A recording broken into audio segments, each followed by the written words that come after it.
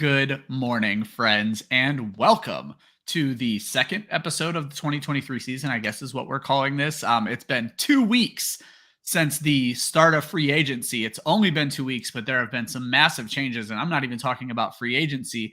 We've had not one, but two managers quit the league. Rest in peace to Brian and Xavier. You're dead to us now.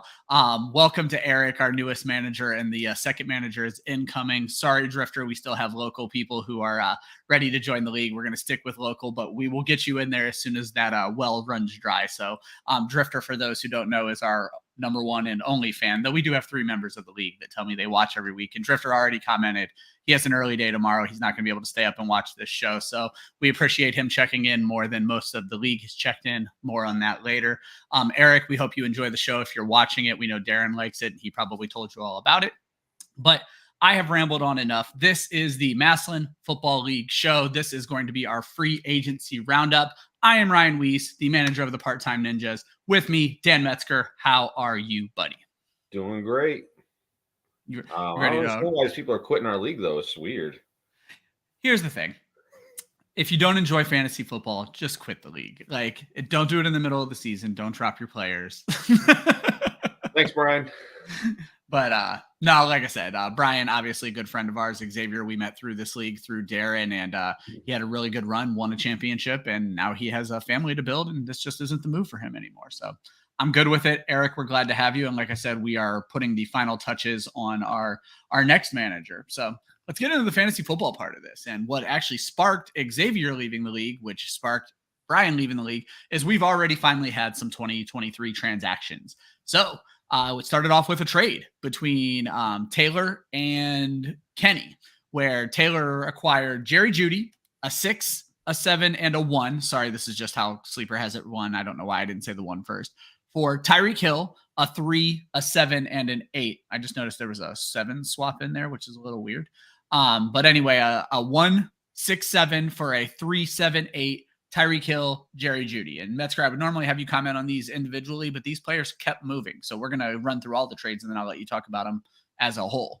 After acquiring Tyreek Hill, Kenny goes ahead and immediately trades Tyreek Hill to Darren. So Darren acquires Tyreek Hill and 2 7s for Chris Olave, 2 3s, and 2 9s. So Kenny, who had traded a lot of his draft picks away, accumulates a few of his draft picks back here so he can actually build a full team.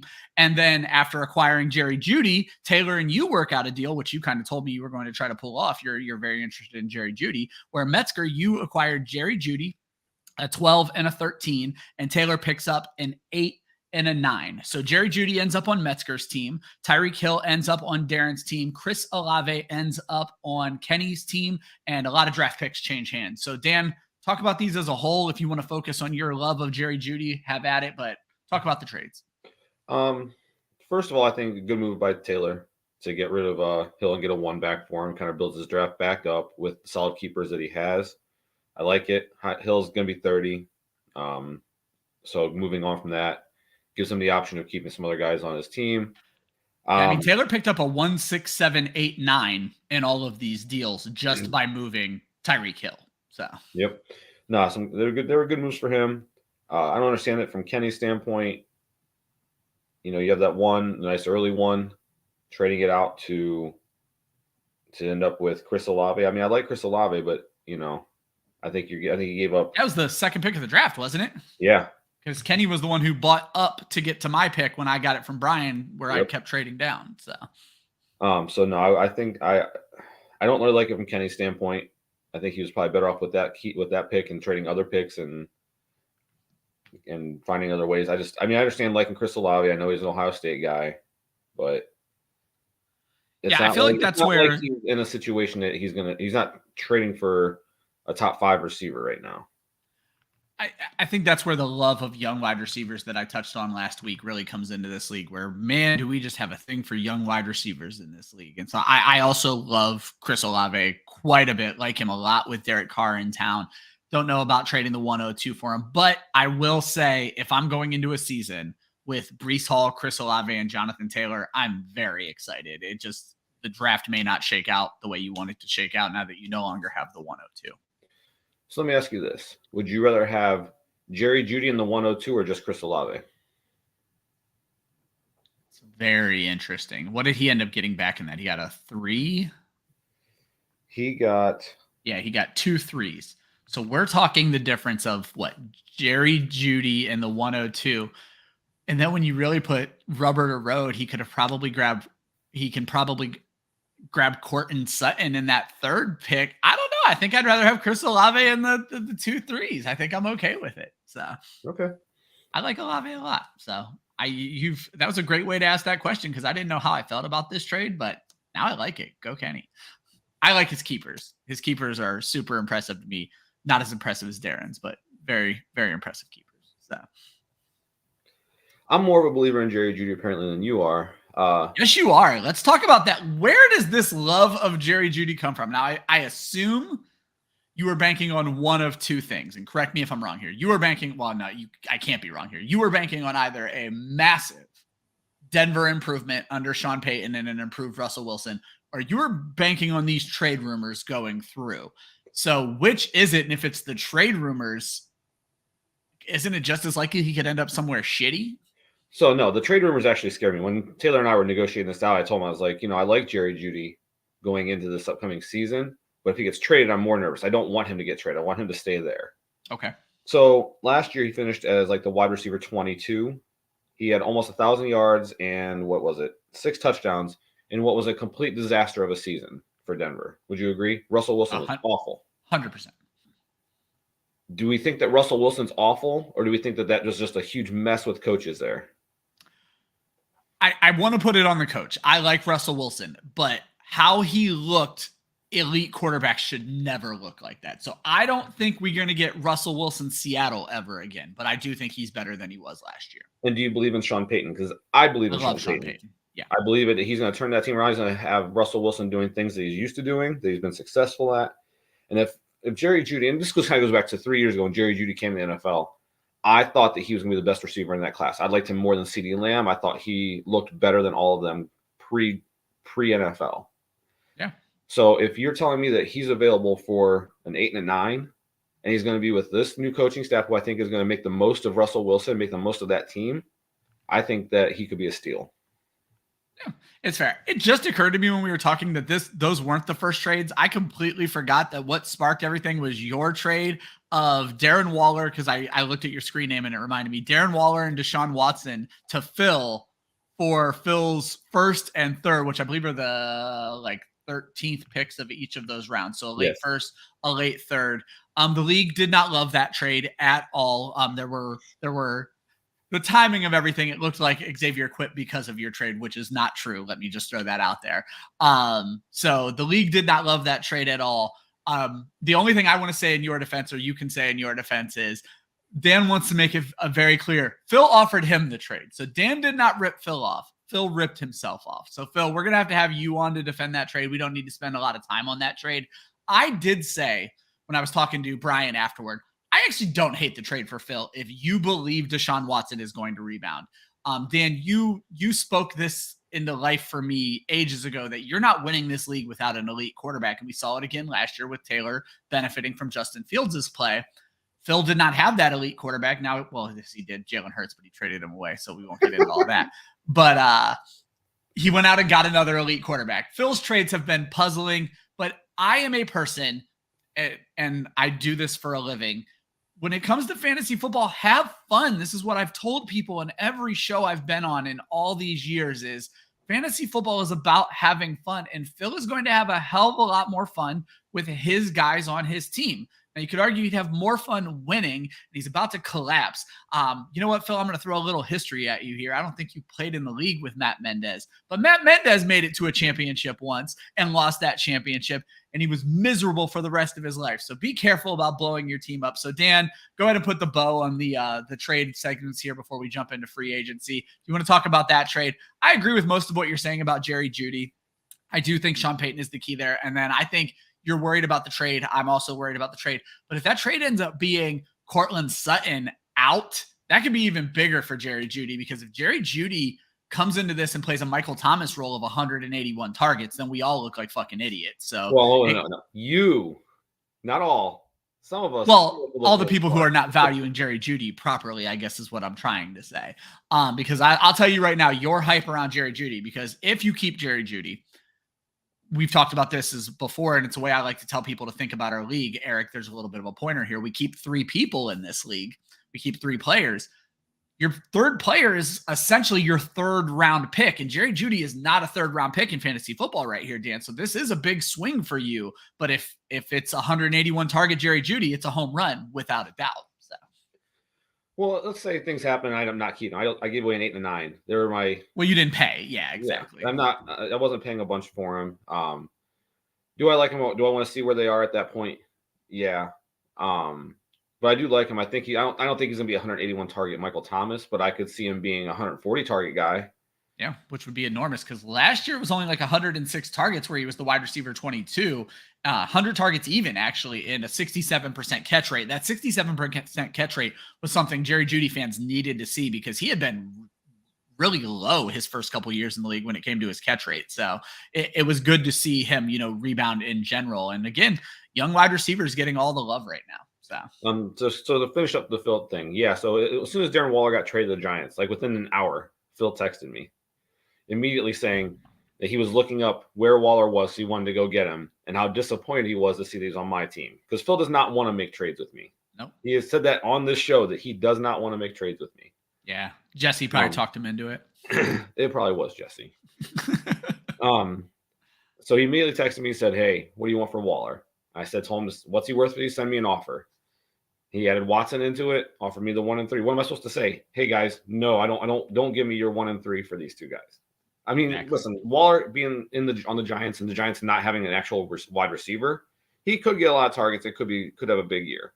I will say from the temperature, I've done 3 shows with some fantasy analysts from Twitter, and they are all very high on Darren Waller since this trade. So you're absolutely right. If Darren Waller's a top 5 tight end and Deshaun Watson's a top 5 quarterback, this trade looks great for Phil because those are 2 of the hardest positions. It's a reason I've never been against tight end, but I used to be against quarterback. There's a reason that Patrick Mahomes and Travis Kelce are untradeable from my team. I am holding on to those guys for dear life. So. And all Phil did with Deshaun Watson is jump out in front of everyone else because you know how it is in Northeastern Ohio. Yep. As soon as the video of Deshaun Watson in shorts in August throwing to wide open receivers that aren't being covered in practice starts, every single Browns thing is going to be claiming that Deshaun Watson should be on the Mount Rushmore of quarterbacks. And not to mention, and there were questions about that. You were very much considering keeping Watson because after your Tom Brady year, you see the value in an elite quarterback. I mean, you've always known the value. As I said, it's something you've always preached to me, but you understood the value and you didn't want to play that game again. But a 1st and the 3rd is able to get you off of that. So. Oh, absolutely. Because here's the thing. While Deshaun Watson may be great again, like he used to be in fantasy football, there is some unknown there. Did he lose it during those 2 years off? Is it the Browns? The fact that they suck? But they're adding all these weapons. We'll see what they look like. Yeah. But there is potential there.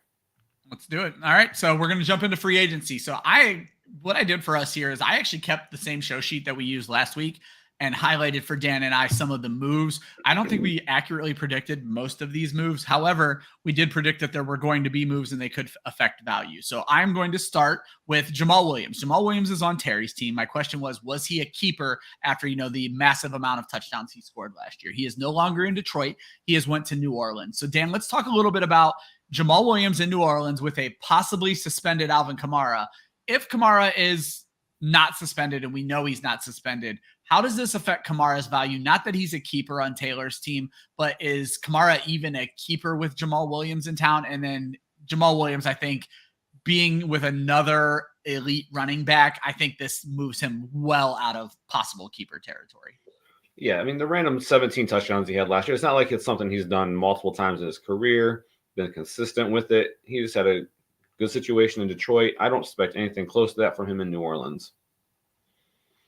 What's interesting is New Orleans, if I remember correctly, if I remember my coaching tree correctly, New Orleans is still running a very similar system to what Dan Campbell is running in Detroit because Dan Campbell is from that New Orleans Sean Payton system as everything leaked out because New Orleans didn't fire all their coaches when Payton left and they've kind of held on to the same people. So you could be seeing Jamal Williams run into a similar system.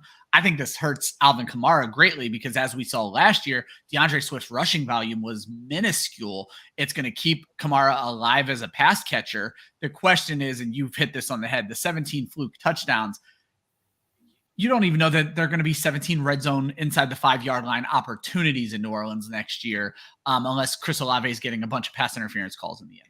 So. And then with Kamara, like there's so many question marks about how he looked last year. Now you have the off the field stuff because is he going to be suspended? He scored like all of his touchdowns in one game last year too, or most of his touchdowns. And you have Williams there to take some of the opportunities away from him. I have 4 first-round picks. I'm not touching Kamara with any of them. So I was going to say, so you don't think anybody in the league should even be looking to buy Kamara at this point? I'm sure someone's going to like him enough to buy him early, but I'm just saying I will not be that guy. I like it. Next move, we kind of talked about this again, not having a fantasy effect. Jacoby Myers leaves New England to go match back up with Josh McDaniel in Las Vegas. So he's out in Vegas now. Obviously, Jacoby Myers is not a keeper. We kind of talked last week that there was no landing spot. But does Jacoby Myers and the lack of Derek Carr, obviously Devontae Adams is a keeper. Taylor's going to be keeping Devontae Adams unless he trades him. Does this at least bump Devontae Adams down for you, or is he still a first-round pick in fantasy football and one of the best keepers in our league? I am not a Jacoby Myers fan. Okay. This has no relevant fantasy football impapt to me. You think Devontae Adams is still a 170-plus target guy in that system? Oh, yeah. I mean, we didn't really talk about Jimmy Garoppolo is there now. Derek Carr's gone. Jimmy Garoppolo is there. The only thing that scares me about Adams is having Jimmy Garoppolo there instead of the Carr, because Garoppolo's had how many seasons has Garoppolo had 20-plus touchdowns? Probably one, if that. He has a 20 and a 27. Okay. He's never thrown for 4,000 yards. Yeah, that was and he's never really latched onto a wide receiver one. The closest example we have to him latching onto a wide receiver one was his second season in San Francisco, I think, where George Kittle led the team in targets by quite a bit. Taking Carr out and putting Jimmy G is a greater impact on Adams than Myers being there. My concern is where is Adams' head going to be at? Leaving Aaron Rodgers in Green Bay to go play with his best friend in Las Vegas, and now his best friend's gone. He gets replaced by Jimmy G. And there's not really room for I guess there's always room for Adams, but the Jets are already kind of laying claim to wide receivers right now, so I don't think Adams gets to follow along with Rodgers. Yeah, he wasn't on that list. No, he didn't make the list. Juju Smith-Schuster ends up in New England. You were anti-Juju Smith-Schuster beforehand. What's interesting about this is Ezekiel Elliott cut. So when you look at Greg's team, Greg has Josh Jacobs and Tony Pollard, who I think are pretty well set in keepers, but he does have some questions at third keeper. Deebo Samuel, never mind, he has Deebo Samuel. So I don't think we need to talk about Juju. We're just going to go ahead and move on. This one I do find interesting, Dan. I'm not keeping him, but if someone wants to buy him, David Montgomery ends up in that Jamal Williams role in Detroit. And my question to you last week or 2 weeks ago was, is David Montgomery better in Chicago or out of Chicago? Is he a keeper anywhere? The Detroit move makes it interesting because of what Jamal Williams did last year. I think I saw a statistic that Chicago had a bottom 3, if not bottom 1 ranked rushing offensive line last year, and Detroit was top 3. So we could finally see a more efficient David Montgomery, which is certainly not what we saw from him during his time in Chicago. I love David Montgomery in Detroit, and I think that he's going to absolutely just take that job from Swift, and he's going to be the feature back, and Swift will be in the Jamal Williams role. So I think at that point you're willing. See, and that's an interesting way of saying it. So do you think? Let's elaborate on that, because this kind of goes to Taylor's team as well, where DeAndre Swift is in the keeper question for Taylor. Unlikely, but in the question. When you say that, do you think David Montgomery takes over the passing down role as well? Because that is what makes Swift so immensely valuable. I think you'll see David Montgomery become the feature back for that offense in a way that Swift never has been able to take the job. I don't think it's necessarily like the fact they don't believe in Swift. I think Montgomery playing behind that offensive line is going to be more explosive than Swift has ever been at any point in his career. I think Swift is going to be relegated to a backup role. Do I think Swift is going to get 17 touchdowns like Williams did? No. I think that was a special year, special circumstances. Yeah. And I just think that he's just not going to be very relevant, and Montgomery is going to have a great year. I think it's all fair points. It's funny, Taylor, who won the championship last year. Free agency has not been kind to him, but fucking his keepers are so good. Like, a lot of these players don't matter. What it's really doing is hurting trade value moving forward, because there's a chance he could have gotten small nibbles on guys like Kamara or Swift that probably just aren't going to happen with the question marks hanging over their head. Oddly, because of the same kind of set of moves where Jamal Williams leaves Detroit, where he was a thorn in Swift's side, and becomes the thorn in Kamara's side. And then David Montgomery just takes right back over where Jamal Williams left off. So, one I found interesting. We weren't 100% sure what Rob was going to do. Rob has Josh Allen, but then he has a lot of questions, because you brought up last week, you're not a big guy. You're not a big Christian Kirk guy. Miles Sanders leaves Philadelphia. He finally had a bell cow year in Philadelphia, and he goes to the Carolina Panthers, excuse me. So he goes to the Carolina Panthers. Carolina has Frank Wright, a former Philadelphia head coach, and is very likely to run a system where Miles Sanders is again the featured back. Is Miles Sanders an unquestioned keeper, an unquestioned top 3 pick for Rob Motz this season? Looking at Rob's team, where Miles Sanders' competition for keeper would be Aaron Jones, Christian Kirk, Khalil Herbert in Chicago, where they did add Deontay Foreman, so that seems unlikely. The newest Cleveland Browns wide receiver, Elijah Moore, certainly not a keeper, but hey, maybe some sort of trade for Rob there in this league. But with Rob's team, where Josh Allen is set in stone, Miles Sanders, Aaron Jones, Christian Kirk, is it Miles Sanders and Aaron Jones for you for sure? If I'm Rob, I'm trying to make a trade. Aaron Jones is on his last year in Green Bay. He already had a restructured deal just to stay there this year. They were not going to keep him at what they were paying him. I don't trust Miles Sanders based off one good year. He's had 3 other really disappointing years when we've all had our turn having him on our team, thinking that he's going to be really good. Maybe he's just a late bloomer. It took him a little while to get settled in. Or maybe they just had a lucky year in Philadelphia. I don't trust Carolina's offense. I don't like the direction that they've gone at receiver. You don't know necessarily at this point what they're going to do at quarterback. It looks like it's going to be C.J. Stroud, who I do believe in, but it's going to be a tough rookie year. You've seen, McCaffrey be successful with that offense, with that team. And those I say with the team, not the offense. Yeah, with that team. In terms of that offensive line isn't terrible, but the whole situation makes me really nervous. I had the pleasure of writing this one up for Football Guys, and the thing that I enjoyed about it is Frank Reich's use of a single back when you go back to his years in Philadelphia and even his years in Indianapolis. They tend to focus on one back, but they tend to focus on one back for carries, and then they highly use the second back, in this instance Chuba Hubbard, for passing downs, because it was Naheem Hines in Indianapolis that kind of was the thorn in the side of Jonathan Taylor. And so that's why I agree with you. I worry about Miles Sanders as like a for sure keeper. On Rob's current team, I think he is. But I worry about him as a keeper, because if he's going to lose passing down work, which he did not have in Philadelphia last year anyway, he's going to be relying on touchdowns. And while last year was great for touchdowns in 2021, Dan, as you're very well aware, he put up a big 0 in the touchdown category. So it could easily be as good as bad on a team that is likely not going to be very good next year. Yeah, I love Miles Sanders in college. I loved him in the NFL. I got him early a couple times thinking that it was going to be good. And I hope it is. I hope he absolutely has a monster year. I'd be nervous about it. Yeah, I think that's a very fair point. Just stalling here while I bring up JR's team so we can talk about the next player.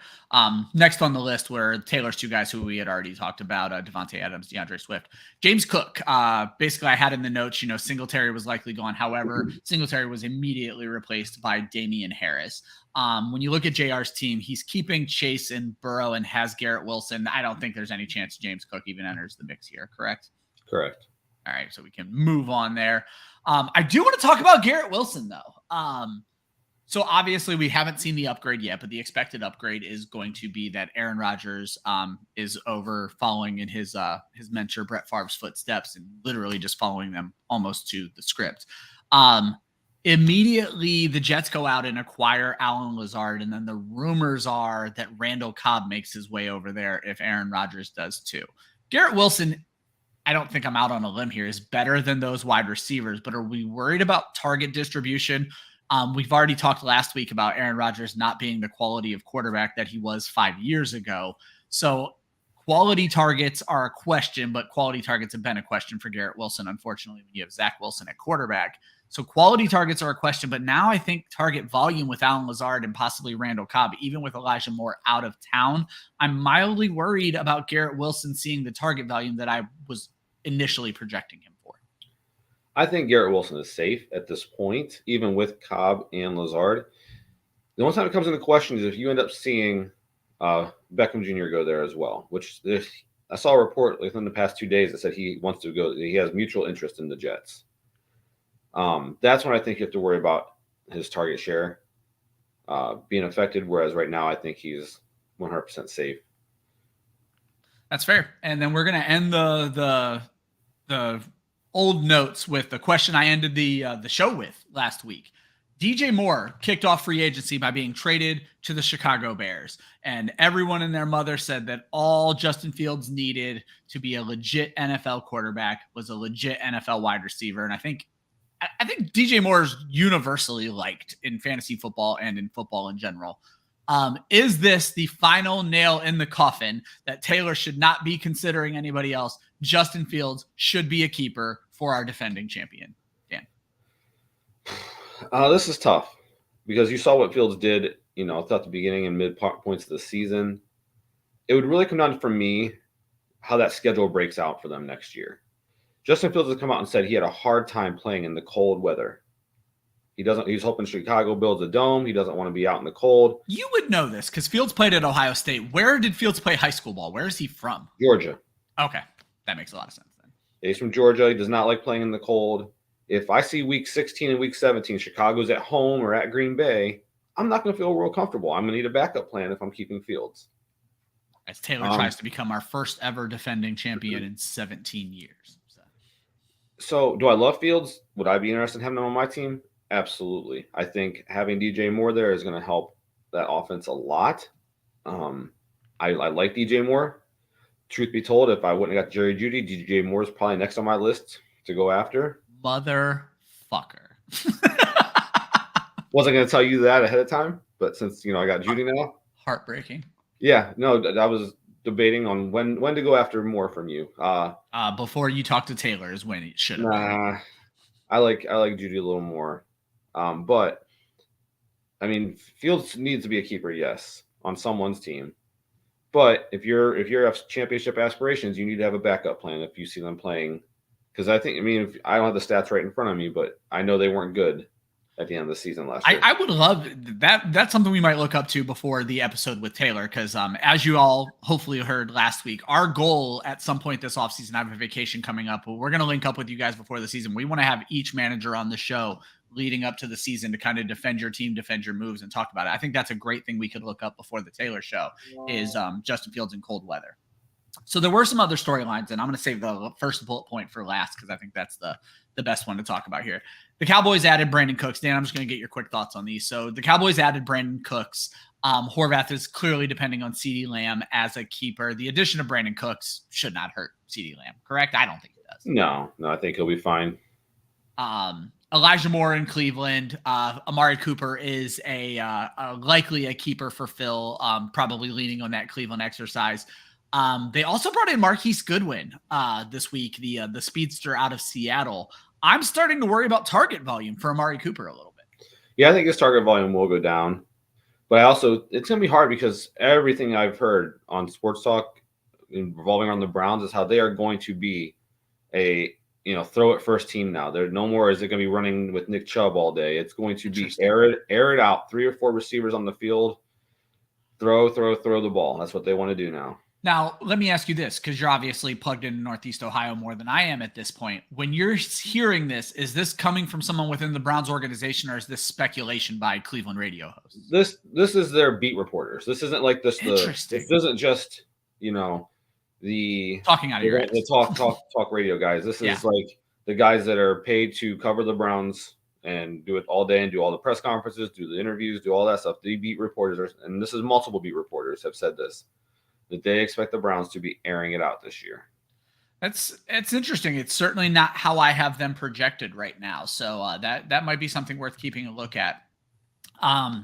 We talked about this, and I don't think he's a keeper on Darren's team at all. But Denver went ahead and added your boy Samaje Perine, which them going and getting a significant backup seems to have been the rumor in the NFL that is them speaking to the injury and recovery of Javonte Williams. And you and I talked about Javonte Williams last week, where we could be looking at a J.K. Dobbins recovery table where it's going to take him 6-8 weeks before he looks remotely like an NFL running back again. So Darren, unlikely to keep Javonte Williams. Does this addition of Samaje Perine really hurt Javonte Williams' trade value in the open market?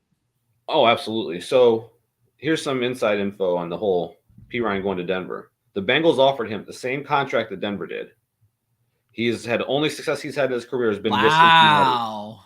And they asked him, they did an interview, like, why did you pick Denver? He's like, the opportunity to play more in Denver. He even said that Sean Payton, when he met with him, Payton said, look at my history. I always utilize 2 running backs a lot. It's so even if Javonte Williams, even a healthy Javonte Williams, you're just worried about the fantasy more of a 50-50 split, and that's why Perine went there. He knew the opportunity to get the ball in big game situations is going to be there for him in Denver. That wasn't going to be there for him in Cincinnati. One manager who really wasn't affected by free agency, so I really just wanted to get him involved in our very first episode. Our new manager, Eric. Jonnu Smith signs in Atlanta, or traded to Atlanta, which seems like a really weird ad. And when you look at Eric's team, he's taking over Xavier's team. He has Dalvin Cook. He has Travis Etienne. He has some questionable wide receivers in Terry McLaurin, DK Metcalf. He also has Christian McCaffrey. So he could just go into this whole thing keeping 3 running backs. However, the allure of keeping an elite tight end is something that's good. And Kyle Pitts did not look like an elite tight end last year. Does the addition of Jonnu Smith move you off of Kyle Pitts as one of the keeper tight ends in our league? Oh, I think Kyle Pitts is nowhere near a keeper tight end. That's something I would even consider. I don't know that Kyle Pitts is going to be an Atlanta Falcon come season time. There are trade rumors that the Falcons are shopping Pitts. So, to me, they've already kind of given up on him a little bit. What if Pitts ends up in like Washington in a system that was very favorable to Travis Kelce? You're still not gambling on Kyle Pitts? He had to show me something first. I'm not keeping him. This is interesting because like Kyle Pitts was like the messiah for tight ends 2 years ago. And go ahead. No, and it's just his production in the NFL has certainly worn the shine off of that. He was never going to live up to the hype. The hype was too great for him. He was never going to meet that. And if he gets traded to Washington, I'm absolutely not touching it. Who's Washington's quarterback going to be? Sam Howell, baby. Exactly my point. And how did Pitts look with his quarterbacks he's had the last 2 years? Yeah, it's been rough. So. Exactly. Yeah, that's interesting. So, honestly, looking at that team, Pitts, I knew Xavier like Pitts from playing in other leagues with Xavier, and I don't know that Pitts was a keeper for Xavier, but with Eric being new to the league, we have no idea what he's going to do. And coming in with 3 older running backs, but it's not like this is dynasty. So having older running backs is not I guess Travis Etienne isn't old at all, but 2 older running backs and Travis Etienne. I think it's very likely if he's not able to swing a trade that he probably just hangs on to those 3 running backs and we see Pitts back into the draft for, I believe, the 2nd consecutive year, right? Pitts was back in the draft last year as well. So. Yeah. No, I absolutely think he should keep those 3 running backs unless he can make some moves. I know he's put them on the trade market. Feel free to send some offers out. Yeah. And they're new, but just throw them out there. I'll take advantage of them. I would love to get Eric on sometime if he's not camera shy, because I would like to hear about the offers he's gotten since joining the league, because we've heard routinely from new managers that they are just inundated with offers when they join the league. And I feel like that would be a fun story to tell. I sent him a couple of small offers just when he put the guys on the trade block. I was like, let's see what he wants here, what he thinks.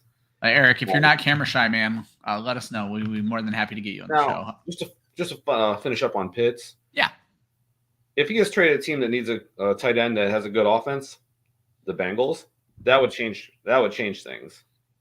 The Bengals do not have a tight end right now on their roster that's made NFL starts. So situation like that, or go to Buffalo or or something, some kind of crazy See, I don't know if I would buy in Buffalo. I understand it's a good offense, good quarterback, but they would have to drastically change their offense to really make Pitts super relevant. So, keeper relevant. I think that got to be a monster up there.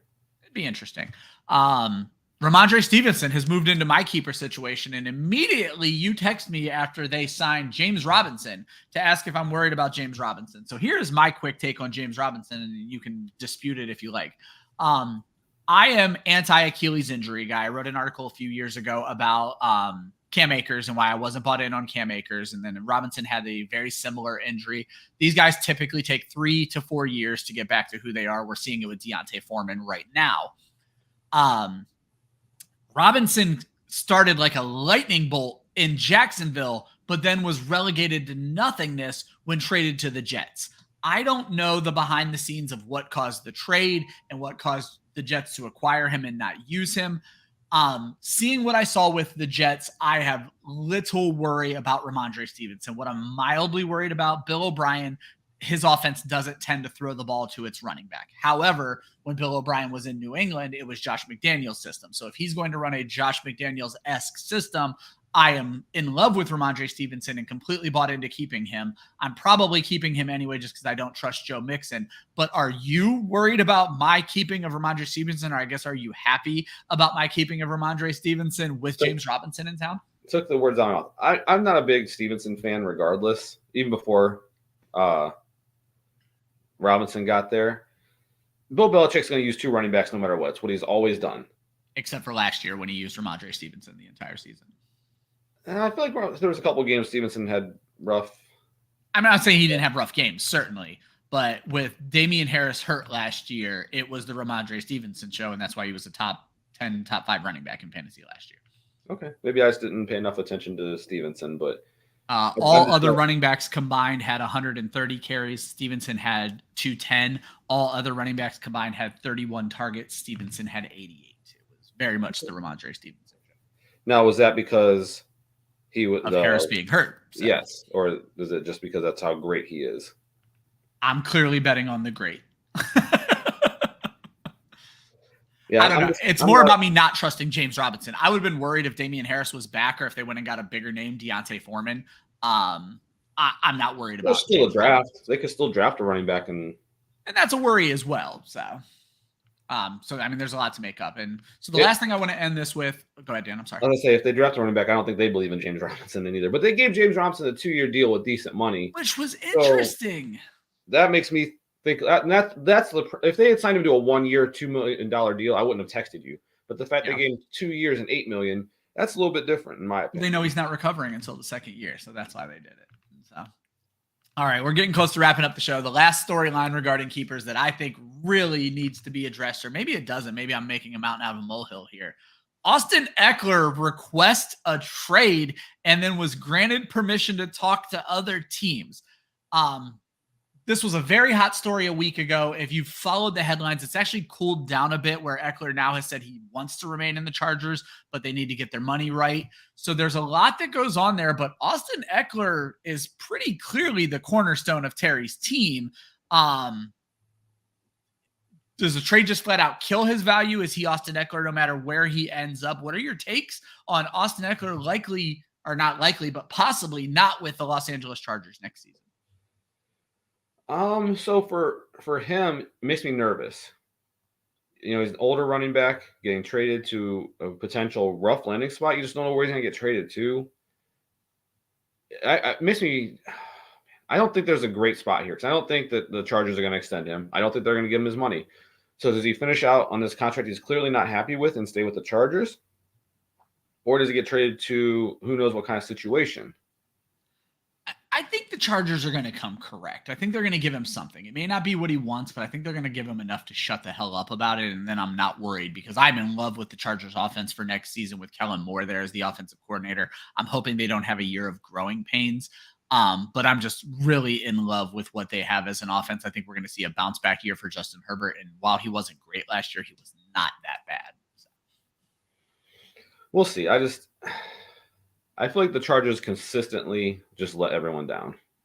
And that's fair. And typically the team that I put my most hope on coming into the season always lets me and everyone else down. So it's not looking great for the Chargers this year. Yeah, I would be nervous for even if Eckler does play this year, and it is something maybe they do give him a little bit of a bonus this year. Yeah, Terry needs to start looking younger. Both of his running backs are getting up there. Both have had trade talks, rumors, whatever about him this offseason. Terry needs to start planning for the future. That's right, Terry. Get your shit together. Stop worrying about your family and your career and plan for the future of the Okie Dokes, Terry. I don't care what your team is right now. They'll always be the Okie Dokes. You've been in this league too long to be dicking around with these team name changes. All right, guys, we're going to wrap up the show here. Dan, I'm going to ask you 2 questions. I'm going to answer these questions as well, and then we're going to ask a question for the group to not answer. So let's go ahead and jump in. Which of these moves, or which move in the past week, Dan, do you think helped the most for the player's value or another player's value in fantasy football? Which one do you think helped somebody out the most? I think Zeke getting cut from the Cowboys helps Pollard out the most. If Pollard's going to be the guy there, I think he could have a monster year. I'm interested to see what happens with Zeke. He put out there he wants to hopefully have a decision made next week to go to the Bengals, Jets, or Eagles. Yeah, saw that. But like 2 of those 3 teams have said, we don't know what you're talking about. We have not talked to Zeke. And then the third, what team said that? Because you know more about this. I saw the Zeke tweet. Who is denying even talking to him? The Eagles have said they haven't talked to him, and the Bengals have said they haven't talked to him. The Bengals coach was doing a fundraising event, and one of the local sports caught up with him, and they're like, "So what do you think about Zeke wanting to come play for the Bengals?" He's like, "Yeah, there's a lot of great players in the NFL. This is the first I've heard of this, but interesting." So the Bengals haven't heard, and the Eagles haven't, and I don't know if you caught it or not, but the Jets, what was it? Oh man, I'm having a brain fart in their running back's name, Breece Hall. Yeah, Breece Hall. He tweeted at Michael Carter, went under the thing about Zeke wanting to come to the Jets. I think we're good. What do you think, bro? I love it. First of all, Breece Hall giving Michael Carter some love. That's awesome. So. Yeah, he did. He's like, I think we're good. What do you think, or something like that? Right in the comments under the story. But so I think Pollard. Just to go back to that, Pollard will, I think, have the biggest gain from this free agency. I like it. For me, it's pretty obvious. We've talked about it on the show already. It's the symbiotic relationship for Justin Fields and DJ Moore. I think Fields is likely to mildly help DJ Moore, but I think Moore is to greatly help Fields. And so I think the greatest gain of this free agency was DJ Moore ending up in Chicago for Justin Fields. That was my second one. There you go. Well, I'm glad you didn't pick it because I didn't have a backup, so I was just going to be me agreeing with you.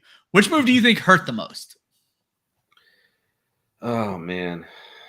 I'll jump in while you think about it, because for me, it's the combination of moves that we already talked about. It is the waving door of Jamal Williams going to New Orleans and killing Alvin Kamara's value, because I think it's a very similar system. There's not going to be a learning curve for Jamal Williams. And so I think we're going to see Alvin Kamara fall from a 160 to 180 carry back to a 100 to 125 carry back. And you just hope that his receptions are going to help him. And then when you throw in the court case that I think goes to court later next month, or maybe it's July actually, but regardless, when you throw in the questions of the court case, I think Alvin Kamara is going to fall farther in our draft than we've seen him fall in ages. And then just the nail in the coffin of DeAndre Swift, and someone who is a big DeAndre Swift guy in our enormous dynasty league that we play in together, Dan. DeAndre Swift is the face of my franchise, essentially, Justin Fields and DeAndre Swift. And so losing, I don't want to say losing him, but even if you're correct and he is likely to lose more passing game work to David Montgomery, just 2 devastating values for 2 running backs who you expect more out of in fantasy. And while Kamara was getting up there in years, you were really hoping this loss of Jamal Williams was going to help DeAndre Swift, and the add of David Montgomery, a similarly aged running back. It's just all bad for Kamara, but specifically DeAndre Swift, I think, was hurt the most by free agency. I had a real hard time with this question because there are 3 people that I think could still be okay fantasy wise, but I think they're definitely hurt by this. Swift was one of them. One of the other ones I was considering was Miles Sanders, going from that great offensive line and offense in Philadelphia to Carolina. Yeah. I think he could get more work, and it could be great for him. That's why I didn't pick him. My ultimate biggest loser would be Devontae Adams, just going from Carr to Jimmy G. Because Jimmy G is hard time staying healthy. Hard time, he's never had a monster year that Adams is used to. And if he gets hurt, then what? Yeah. I don't understand what the Raiders are doing there. I look forward to Josh McDaniels failing again and getting fired probably at the end of this upcoming season. I don't believe in him. I don't believe in the Raiders, what they're doing. I think they're going to be a worse team next year. I think that's a really, really interesting take there. And so then the final question that I would love to get some damn interaction on. Last week we ended with what move did we see happening that was going to change fantasy football? And obviously I picked Dalton Schultz going to the Chargers, and instead he signs with the fucking Texans and is just a boring fantasy and asset moving forward. So this question doesn't age very well. But Dan, what move do you want to see moving forward, just in general, to help your favorite football team, your fantasy football team? What move do you want to see moving forward? We kind of talked about this earlier, but the move I want to see is I want to see Kyle Pitts traded to either the Chargers, the Bengals, the Bills, a team with a top offense that needs a tight end, the Dolphins. Any of those. I want to see Kyle Pitts with a top quarterback and a good offense and see what he can do. Mine is very selfish. I need the Kansas City Chiefs to get some fucking wide receivers for two very important reasons. Patrick Mahomes is going to be in trouble if it's Kadarius Toney, Sky Moore, what's the kid who got hurt last year, Justin Ross, Marquez Valdez-Scantling. I am very nervous for Patrick Mahomes, but then way more importantly, if teams are able to fucking just triple cover Travis Kelce on every play, this is not looking great for my fantasy team next year. Please tell me you're in the mix for DeAndre Hopkins. You're going to have to make a trade. Talk about Jerry Jeudy. Talk about Cortland Sutton. I don't know if these guys would be moved in division. The free agent market isn't it. So there's going to need to be a trade made, or at least draft a top wide receiver, which I don't know if you're going to get that late in the draft. The long and short of it is I need the Kansas City Chiefs to address that wide receiver room, to help Patrick Mahomes, and to open up Travis Kelce. I am a nervous person right now. Are you nervous enough to start making moves with Patrick Mahomes? No. Well, come July, they've made no moves. They did not draft a receiver. Only if I'm getting one of the other quarterbacks back, which nobody's going to do. Maybe Taylor would consider it. I don't know what it would take for me to move Mahomes for Fields, but now that I've put it out into existence, Taylor will figure it out and we'll go from there. I don't know. I'm in love with Mahomes. It will be hard, but I'm very nervous. So, Eric, welcome to the league. What we'd love to see you guys do is in the league chat or even on the chat of this video, go ahead and drop in what moves you guys want to see left in free agency to help your fantasy team, to help your favorite NFL team.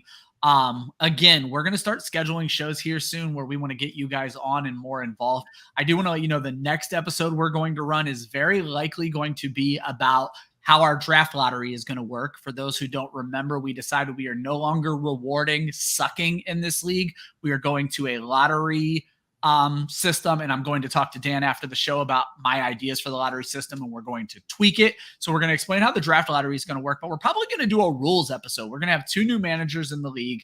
We added some new managers recently as well. We're just going to really talk about the rules of this league, a little bit of the history of this league. So expect that in the coming episodes, likely towards the end of April. Dan, before we jump off here, do you have any parting words for our friends? I just want to finish up one more thing about the Mahomes thing. What is your one receiver that you want them to get? DeAndre Hopkins. It's the one I have my eye on. I know Arizona wants to move him. I would love if it were Jeudy or Cortland Sutton. I don't see a move happening in division. Arizona is not in their division. They have no reason to play football next year. They want to move DeAndre Hopkins. Go make this fucking move and put DeAndre Hopkins with Patrick Mahomes. Match made in heaven for me. At that point, would you try and get D-Hop and just keep all 3 Chiefs? No, as my team name stated a few years ago, too many Chiefs. I can't do it. I've done that with teams in the past. I had the one year where I had all the Patriots and called my team Patriot Games. Like, for me, having too many from the same team, and I love Ramondre Stevenson. So I don't think I would go get an aging DeAndre Hopkins. I do think he becomes a keeper if he's the number 1 wide receiver with the Chiefs. I would agree with that. Now, do you have parting words for our friends? As always, I love you guys. I just thank everybody for tuning in. I know, every week when I make fun of you guys not watching, Darren, Steve Horvath, Taylor always let me know you watch. So between that's 5 of us. That's 1/3 of the league. Hopefully Eric jumps in and we can get up to half the league watching the show. And for the final time, we want to get you guys on the show. So if you guys want to start letting us know, it's a very easy process. You don't have to have a great camera, great computer, anything. I send you a link. You jump in. We talk fantasy football. It's a really good time had by all. So thank you guys for watching. We'll see you guys towards the end of April. Everybody have a good week.